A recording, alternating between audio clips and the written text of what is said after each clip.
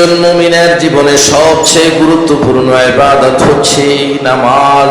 নামাজ ধর্মের খুঁটি।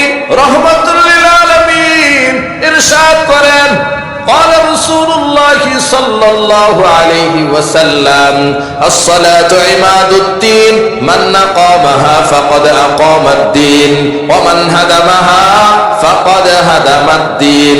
নামাজ ধর্মের খুঁটি।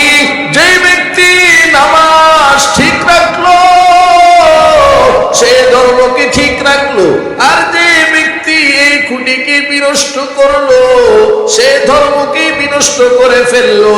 নামাজ সর্বপ্রথম ইবাদত যা এই উম্মতের উপর ফরজ করা হয়েছে।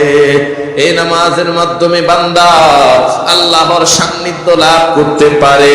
আল্লাহর সাথে বান্দার গভীর সম্পর্ক গড়ে ওঠে নামাজের মাধ্যমে। আল্লাহ তাআলা ফরমান, উসজুদে ওয়াকতারিব, সিজদা করো এবং নিকটবর্তী হও। রহমাতুল লিল আলামিন ফরমান, আকরাবু মা ইয়াকুনুল আবদু মির রাব্বিহি ওয়া হুয়া সাজিদুন।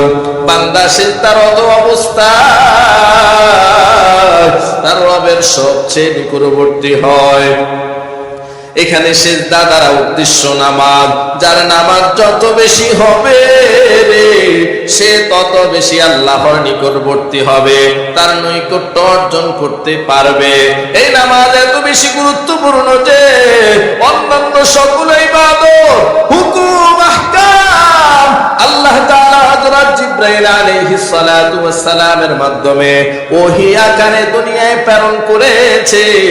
আর এই নামাজের বিধান আল্লাহ রাব্বুল আলামিন রহমাতুল লিল আলামিনকে আরশে আজিমে তার সান্নিধ্যে ডেকে নিয়ে বিশেষভাবে নবী ও তার উম্মতকে হাদিয়া উপঢৌকন হিসাবে দান করেছেন।